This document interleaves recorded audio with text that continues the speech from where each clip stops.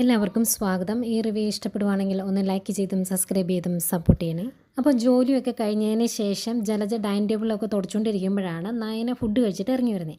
അപ്പം നയനെ കാണുമ്പോഴേക്കും മോളെ ആ പാത്രം അന്നേരം ഞാൻ കഴുകി വയ്ക്കാമെന്ന് പറയുമ്പോൾ വേണ്ട പാത്രമൊക്കെ ഞാൻ കഴുകിക്കോളാം അപ്പച്ചി എന്ന് പറയുന്നുണ്ട് നയന. അന്നേരം ഇത് കണ്ടുകൊണ്ടാണ് അങ്ങോട്ട് നവ്യ വരുന്നത്. അന്നേരം നവ്യ ചോദിക്കുന്നുണ്ട് അമ്മ എന്തിനാ അവളുടെ പാത്രം കഴുകാൻ നിൽക്കുന്നത്, എല്ലാവർക്കും ഭക്ഷണം ഉണ്ടാക്കി കൊടുക്കണം, അതിൻ്റെ കൂടെ ഇനി അവരുടെ പാത്രവും കൂടെ കഴുകി വെക്കണോ എന്ന് ചോദിക്കുമ്പം ജലജ പറയുന്നുണ്ട് അതിനെന്താ മോളെ കുഴപ്പം, ഞാൻ നിൻ്റെ പാത്രം കഴുകി വെക്കുന്നില്ലേ അതുപോലെ ഉള്ളൂ ഇത് എന്ന് പറയുമ്പോൾ അതുപോലെയല്ല ഇത്, ഞാൻ അമ്മയുടെ മരുമകളാണ്, ഇവൾക്കും ഉണ്ടല്ലോ അതുപോലെ ഒരു അമ്മായിമ്മ, അവർ ഭയങ്കര സ്നേഹം അഭിനയിച്ച് നടക്കുമല്ലേ, അവരങ്ങ് കഴുകി വെച്ചോളും എന്ന് പറയുമ്പം നയന പറയുന്നുണ്ട് എൻ്റെ അമ്മായിമ്മയ്ക്ക് എന്നോട് നല്ല സ്നേഹമുണ്ട്, അത് അഭിനയമൊന്നുമല്ല, അത് ശരിക്കുള്ള സ്നേഹം തന്നെയാണ്, അത് ഞാൻ അനുഭവിച്ചറിഞ്ഞിട്ടുള്ളതുമാണ് എന്നൊക്കെ പറയുമ്പം നവ്യ പറയുന്നുണ്ട് എന്താണെങ്കിലും ഇവിടുത്തെ കാര്യങ്ങളൊക്കെ ആലോചിക്കുമ്പോൾ ഭയങ്കര കേവമാണ്, കാരണം കണ്ണടച്ച് തുറക്കുന്നതിന് മുമ്പല്ലേ ആദർശിന് ശിക്ഷ കിട്ടിയത്, അയാൾ ഒരുപാട് അഹങ്കരിച്ചതാണ്, എൻ്റെ അബി ജയിലിൽ കിടന്നപ്പം ഈ വീട്ടിലുള്ള പലരും അത് ആഘോഷിച്ചു, അതിൻ്റെയൊക്കെ ശിക്ഷയാണ് ഇപ്പോൾ അയാൾക്ക് കിട്ടിയത്, ഉടനെ ഒന്നും ജയിലിൽ നിന്ന് പോരുമെന്നും എനിക്ക് തോന്നുന്നില്ല,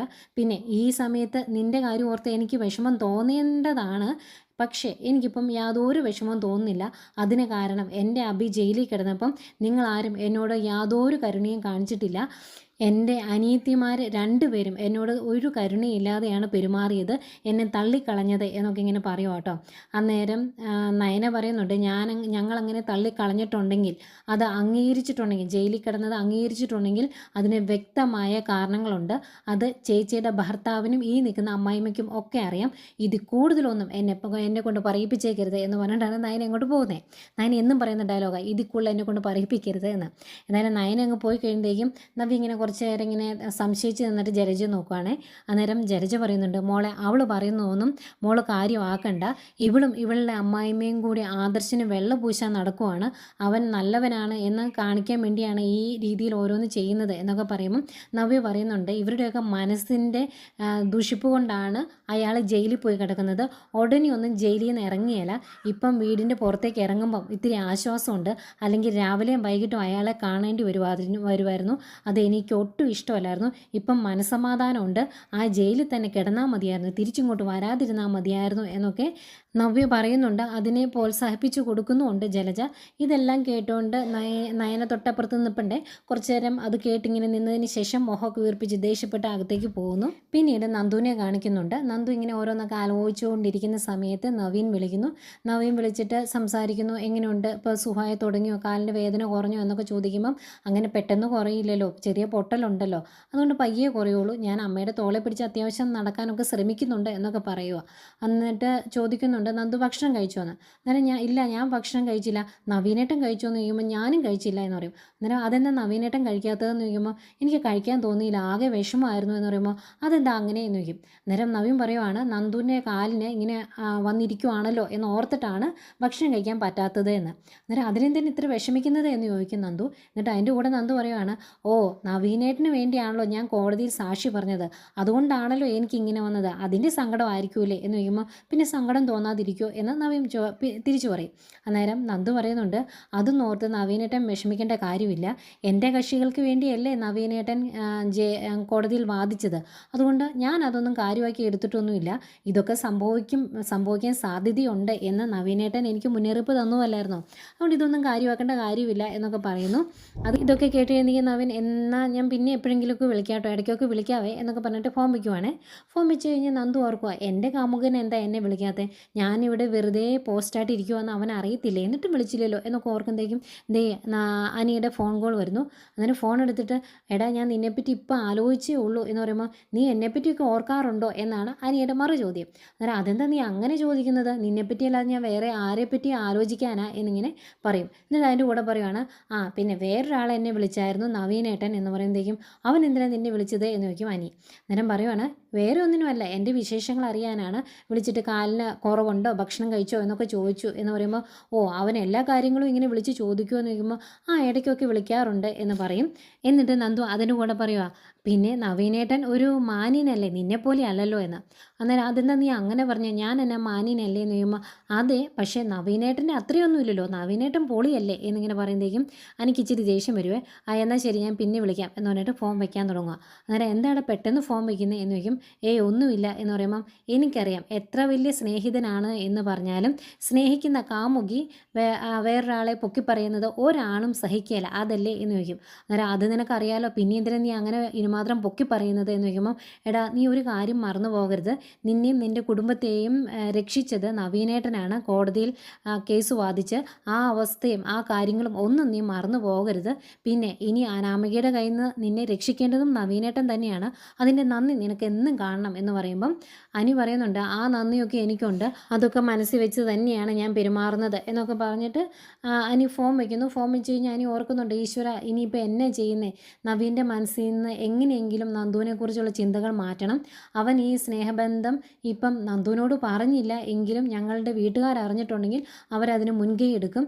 അതുകൊണ്ട് ഇനി എന്താ ചെയ്യുന്നേ, അവൾ എന്നെ വെറുക്കത്തൊന്നുമില്ലായിരിക്കും, പക്ഷേ അവൻ വന്നു കഴിയുമ്പോൾ വീട്ടുകാർ പിന്നെ സമ്മതിക്കത്തില്ലല്ലോ എന്നൊക്കെ ഓർത്ത് ആകെ വിഷമത്തിലാണ് അനി. പിന്നീട് ജലജയും അഭിയും നവ്യൊക്കെയാണ് കാണിക്കുന്നത്. ഇവർ 3 പേരോട് സംസാരിക്കുവാണ്, അതും ആദർശൻ്റെ റൂമിൻ്റെ ഫ്രണ്ടിൽ വെച്ച്.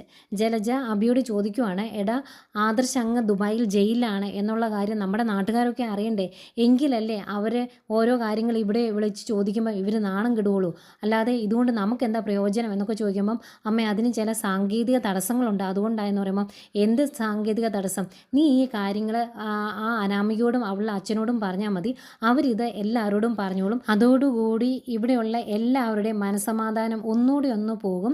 പിന്നെ ഇവിടുത്തെ ആ പ്രായമായ കിളവനുണ്ടല്ലോ അയാൾക്ക് നല്ല രീതിയിൽ വിഷമമാകുകയും ചെയ്യും എന്നൊക്കെ പറയുമ്പം നവ്യ പറയുന്നുണ്ട്, ശരിക്കും മുത്തശ്ശനല്ല വേദനിക്കേണ്ടത്, ഒരു കാരണവും ഇല്ലാതെ അമ്മയുടെ കരണം തടിച്ച ഒരാളുണ്ടല്ലോ ഇവിടെ, ആദർശിൻ്റെ അമ്മ, അവരാണ് ശരിക്കും സങ്കടപ്പെടേണ്ടത്, അവരുടെ വിഷമാണ് എനിക്ക് കാണേണ്ടത് എന്നൊക്കെ ഇങ്ങനെ പറയുക കേട്ടോ.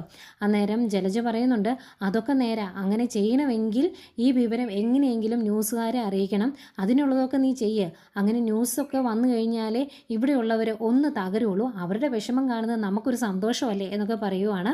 അന്നേരം അഭി പറയുന്നുണ്ട്, ഞാൻ ഇത് ന്യൂസിൽ അറിയിക്കാൻ, പത്രക്കാരെ അറിയിക്കാൻ വേണ്ടി ഞാൻ ശ്രമിക്കാം അമ്മേ, ഉടനെ ഞാൻ അറിയിക്കാം എന്ന് പറയുമ്പം നവ്യ പറയുന്നുണ്ട്, നിങ്ങൾ രണ്ടുപേരും നല്ല സ്ട്രോങ് ആയിട്ട് നിൽക്കണം, ഇവിടെയുള്ളവർ എന്ത് പറഞ്ഞാലും അതൊന്നും മൈൻഡ് ചെയ്യേണ്ട കാര്യമില്ല, എന്നെ കണ്ടുപിടിക്കുക, എന്നോട് എല്ലാവരും പറഞ്ഞതല്ലേ AN ജ്വല്ലറിയുടെ പരസ്യം ചെയ്യാൻ പോകരുത് എന്ന്, എന്നിട്ട് ഞാൻ പോയില്ലേ, ഇനിയും ഞാൻ പോകും, അങ്ങനെ ഇവിടെയുള്ളവർക്ക് വേദനിക്കുമെങ്കിൽ ഒരു കാരണവശാലും ഞാൻ അതൊന്നും മാറ്റി വയ്ക്കത്തില്ല, എന്തൊക്കെ ചെയ്യാൻ പറ്റുമോ അതൊക്കെ ചെയ്യും. ഇപ്പം തന്നെ ഒരാൾ അങ്ങ് ജയിലിൽ കിടപ്പില്ലേ, അയാൾ ഉടനെ ഒന്നും പുറത്ത് വരരുത്, അതാണ് എൻ്റെ ആഗ്രഹം. നയനയുടെ കാര്യം ഓർക്കുമ്പോൾ എനിക്ക് ചെറിയ വിഷമമുണ്ട്, പക്ഷേ അതൊന്നും കാണിക്കേണ്ട കാര്യമില്ല, ഈ സമയത്ത് എന്നോട് ആരും അങ്ങനെ ഒരു കരുണ കാണിച്ചിട്ടില്ല, അതുകൊണ്ട് അവളും വിഷമിക്കട്ടെ, ഇവിടെയുള്ള എല്ലാവരും വിഷമിക്കട്ടെ, അത്രത്തോളം എന്നെ വേദനിപ്പിച്ചിട്ടുണ്ട് ഇവിടെ ഓരോരുത്തരും. അങ്ങ് ഗൾഫിൽ ഇപ്പം മൂർത്തി ജ്വല്ലറി തകർന്നുകൊണ്ടിരിക്കുമല്ലേ, അതുപോലെ നാട്ടിലും അവരുടെ ജ്വല്ലറികളെല്ലാം തകരും, അതെനിക്ക് കാണണം എന്നൊക്കെ പറഞ്ഞ് നവി ഇങ്ങനെ പറയുവാണ്. ഇതൊക്കെ കേൾക്കുമ്പോൾ ഭയങ്കര സന്തോഷമാണ് അഭിക്ക്. അഭി കേട്ടോ കേട്ടോ എന്നിങ്ങനെ പറയുന്ന രീതിയിൽ ജലജയോട് ഇങ്ങനെ കണ്ണുകൊണ്ടൊക്കെ കാണിക്കുന്നുണ്ട്. രണ്ടെണ്ണത്തിന് നല്ല സന്തോഷം. പക്ഷേ ഇവർ സംസാരിച്ചത് മൊത്തം റൂമിൻ്റെ ഉള്ളിലിരുന്ന് ആദർശ് കേൾക്കുന്നുണ്ടായിരുന്നു. ഈ സമയം അനി നവീനെ കാണാൻ വേണ്ടി പുറത്ത് പോകാൻ തുടങ്ങുമായിരുന്നു. അന്നേരം ഇത് കണ്ടുകൊണ്ട് നയന വരും. എന്നിട്ട് ഈ രാത്രിയിൽ എവിടെ പോകാമെന്ന് ചോദിക്കുമ്പോൾ നവീനെ കാണാൻ പോവാണ് എന്ന് പറയും. അന്നേരം നവീനെ തന്നെയാണോ അതോ എൻ്റെ വീട്ടിലേക്ക് പോകാനാണോ എന്ന് ചോദിക്കുമ്പോൾ അതെന്താ ഏട്ടത്തി അങ്ങനെ ചോദിച്ചത് എന്ന് ചോദിക്കും. അന്നേരം നയന പറയുന്നുണ്ട്, കഴിഞ്ഞ ദിവസം എൻ്റെ വീട്ടിലൊരു കള്ളം കയറി, അത് അനിയാണോ എന്ന് എനിക്ക് നല്ല സംശയമുണ്ട്. അതെ, എൻ്റെ അനിയത്തെ കാണാൻ വേണ്ടി രാത്രി അവളുടെ റൂമിലേക്ക് പോകേണ്ട കാര്യമൊന്നുമില്ല, അതിൻ്റെ ആവശ്യമില്ല എന്ന് പറയുമ്പം അനി പറയുന്നുണ്ട്, ഞാൻ അങ്ങോട്ട് പോയിട്ടൊന്നുമില്ല, ഏട്ടത്തി എന്താ ഇങ്ങനെ പറയുന്നത് എന്ന് ചോദിക്കുമ്പം വീണ്ടും അനി തന്നെയാണ് അത് ചെയ്തത് എന്നങ്ങ് പറഞ്ഞ് വരുത്തിക്കുവാണ് നയന. അന്നേരം അനി പറയുന്നുണ്ട്, വ്യക്തമായ തെളിവോടുകൂടി ഏട്ടത്തി പറയുവാണ് ഞാൻ അങ്ങ് സമ്മതിച്ചു തരും, അല്ലാതെ ഞാൻ നവീനെ കാണാൻ പോകുമ്പം ഇങ്ങനെ പറയരുത്, ശരിക്കും നന്ദുവിനെ ഞാൻ കാണാൻ പോലും ഇപ്പോൾ ആഗ്രഹിക്കുന്നില്ല, എന്നിട്ടാണോ ഇങ്ങനെയൊക്കെ പറയുന്നത് എന്ന് ചോദിച്ചിട്ട് അനി അങ്ങ് പോകുന്നു. പോയി കഴിയുമ്പം ഭയങ്കര സംശയത്തോടെ എന്തൊക്കെയോ കണ്ടുപിടിച്ച് ഒരു സന്തോഷത്തോടെ നിൽക്കുന്ന നയനെയാണ് കാണിക്കുന്നത്. അന്നേരം പോകുന്നതിന് മുമ്പ് അനി പറയുന്നുണ്ട്, എൻ്റെ പുറകെ ഇങ്ങനെ ഓരോന്ന് പറഞ്ഞുകൊണ്ട് നടക്കാതെ ഏട്ടത്തി ഇപ്പോൾ റൂമിലോട്ട് ചെല്ലുക, അവിടെ ഒരാൾ തന്നെ ഇരിക്കുക, ഇങ്ങനെ ഒരു റൂമിൽ തന്നെ ഇരിക്കുമ്പോൾ ഭയങ്കര ബുദ്ധിമുട്ടാണ് എന്നൊക്കെ പറയുമ്പോൾ അതൊക്കെ ഞാൻ നോക്കിക്കോളാം എന്നിങ്ങനെ അർത്ഥം വെച്ച് പറയുന്ന പോലെ പറയുന്നുണ്ട് നയന. ഏതായാലും അനി അങ്ങ് പോയി കഴിയുമ്പോഴേക്കും നയന റൂമിലേക്ക് ചെല്ലുന്നു. റൂമിലേക്ക് ചെന്ന് കഴിയുമ്പോൾ ആദർശ് പറയുന്നുണ്ട്, ഇങ്ങനെ ഈ റൂമിലിരിക്കുന്നതുകൊണ്ട് ഒരു പ്രയോജനം ഉണ്ടായി, എല്ലാവരുടെയും മനസ്സിലിരിപ്പ് എന്താണ് എന്ന് അറിയാൻ സാധിച്ചു, എന്നെ ജയിലിലാക്കിയതിൽ അഭിക്കും പങ്കുണ്ട് എന്ന് എനിക്കിന്ന് മനസ്സിലായി, അവൻ്റെ സംസാര രീതിയിൽ നിന്ന് അത് മനസ്സിലാകുന്നുണ്ട് എന്നൊക്കെ പറയുവാണേ. അന്നേരം നയന പറയുക, ശരിക്കും ഈ സത്യങ്ങളെല്ലാം അമ്മ അപ്പച്ചിയോട് പറഞ്ഞപ്പം അത് വേണ്ടായിരുന്നു എന്ന് എനിക്ക് തോന്നിയായിരുന്നു. പക്ഷേ ഇപ്പോൾ തോന്നുവാണ് കറക്റ്റ് സമയത്താണ് അമ്മ അതെല്ലാം വിളിച്ചു പറഞ്ഞത്. അല്ലെങ്കിൽ ആദർശേട്ടൻ ജയിലിലാണ് എന്ന് പറഞ്ഞ് എല്ലാണോ ആഘോഷിക്കുന്നത്, നമ്മൾ കാണേണ്ടി വന്നേനെ എന്നിങ്ങനെ പറയുക. അന്നേരം ആദർശ് പറയുന്നുണ്ട്, ഈ പോക്ക് പോയിട്ടുണ്ടെങ്കിൽ നിന്റെ ചേച്ചിയോടും സത്യങ്ങളൊക്കെ വിളിച്ച് പറയേണ്ടി വരും, കാരണം അവൾ ബെല്ലും ബ്രേക്കും ഇല്ലാതെയാണ് പോകുന്നത് എന്ന്. അന്നേരം നയന പറയുന്നുണ്ട്, അവിടെ അബിയും അപ്പച്ചിയും തെറ്റ് ചെയ്തവരാണ്, പക്ഷേ എൻ്റെ ചേച്ചി ഒരു കാര്യവും അറിയാതെയല്ലേ ഇതൊക്കെ ചെയ്യുന്നത് എന്ന് ഇങ്ങനെ ഭയങ്കര വിഷമത്തോടെ ചോദിക്കുക.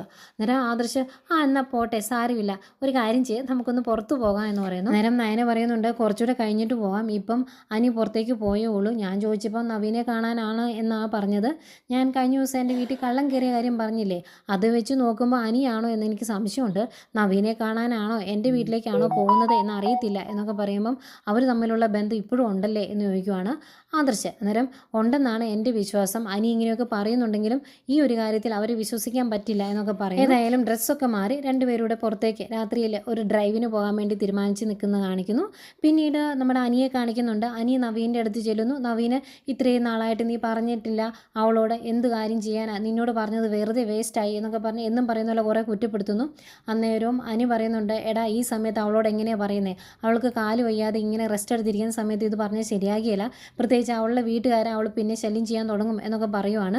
അന്നേരം നവീൻ പറയുന്നുണ്ട്, ഞാൻ അവിടെ ചെന്നപ്പോൾ അവളുടെ അച്ഛനും അമ്മയും വിവാഹകാര്യമൊക്കെ എടുത്തിട്ടായിരുന്നു, അന്നേരം എൻ്റെ നാവിൻ്റെ തുമ്പി വന്നത് അവളുടെ പേര്, പിന്നെ ഞാൻ പറഞ്ഞില്ല എന്ന് പറയും. അന്നേരം അനി പറയുന്നുണ്ട്, നീ പറയാതിരുന്നത് നന്നായി, കാരണം ഈ കാര്യങ്ങളെല്ലാം അറിഞ്ഞു കഴിയുമ്പോൾ നിൻ്റെ അമ്മയ്ക്ക് ആ വിവാഹത്തോട് താല്പര്യമില്ല എന്ന് അറിഞ്ഞു കഴിഞ്ഞാൽ പിന്നെ അവളുടെ അമ്മയും അച്ഛനും ഈ വിവാഹത്തിന് സമ്മതിക്കത്തേ ഇല്ല ഒരിക്കലും, പ്രത്യേകിച്ച് അവളുടെ അച്ഛൻ ഒരു അഭിമാനിയാണ് എന്നുള്ള കാര്യം നിനക്ക് അറിയത്തില്ലേ എന്നൊക്കെ ചോദിക്കുമ്പോൾ അതൊക്കെ അറിയാം, അതോർത്ത് നീ വിഷമിക്കേണ്ട, എൻ്റെ അമ്മയുടെ കാര്യമല്ലേ, അത് ഞാൻ പറഞ്ഞ് എങ്ങനെയെങ്കിലും സോൾവ് ചെയ്തോളാം, ഇപ്പം ഈ കാര്യം എങ്ങനെയെങ്കിലും നടത്തണം, അതാണ് എൻ്റെ ആഗ്രഹം, പിന്നെ നീ നിൻ്റെ അഭിപ്രായം പോലെ എൻ്റെ കാര്യം പറഞ്ഞതല്ലേ അവളോട്, അത് കഴിഞ്ഞ് അവൾക്ക് എന്നോട് എന്തെങ്കിലുമൊക്കെ അകൽച്ച തോന്നേണ്ടതായിരുന്നു, പക്ഷെ അതൊന്നുമില്ല, അവൾ ഒരുപാട് നല്ല രീതിയിലാണ് എന്നോട് പെരുമാറിയത്, അങ്ങനെ ആകെ ഒറ്റപ്പെട്ടിരിക്കുന്ന സമയത്ത് എൻ്റെ സാമീപ്യം അവൾക്കൊരു ആശ്വാസം ആകുന്നുണ്ടെന്നൊക്കെ എനിക്ക് തോന്നി, എവിടെയോ അവൾക്ക് എന്നോടൊരു ഇഷ്ടമുണ്ട് എന്നൊക്കെ പറയുമ്പോൾ അതിനെ പിന്നെയും നിരുത്സാഹപ്പെടുത്തുവാണ് അനി.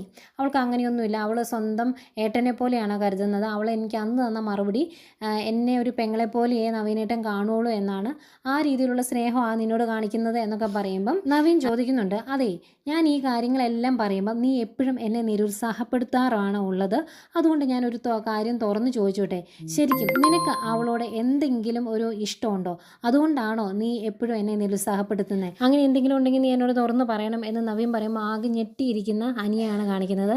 ഇപ്പോഴെങ്കിലും ആ വായങ്ങ് തുറക്കുമായിരുന്നെങ്കിൽ ഈ പ്രശ്നം ഇവിടെ സോൾവ് ആയേനെ. അനി പറയത്തില്ല, നമ്മുടെ നയനയുടെ വേറൊരു പതിപ്പല്ലേ. ഏതായാലും ഇത്രയൊക്കെ കാണിച്ചുകൊണ്ട് ഇന്നത്തെ എപ്പിസോഡ് അവസാനിക്കുന്നു.